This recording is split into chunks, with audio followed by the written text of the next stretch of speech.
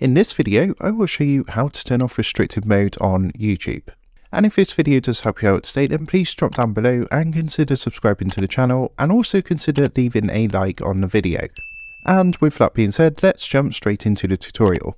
So of course, the first thing you're going to want to do is come across to youtube.com, and you just want to make sure you're logged into your account. So if you come up to the top right hand corner, if you're not already logged in, it's going to ask you to sign in up here in the top right hand corner.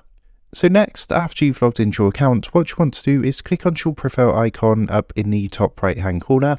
And then if you come down, you'll see this menu appear, and you want to come down and you'll see the restricted mode down here. So to turn this off, all you want to do is go ahead and give that a click, and it's going to load up a small window like this. And all you need to do is click this toggle button to turn restricted mode on and off. So once you change the setting, what's going to happen is the youtube.com is going to load up.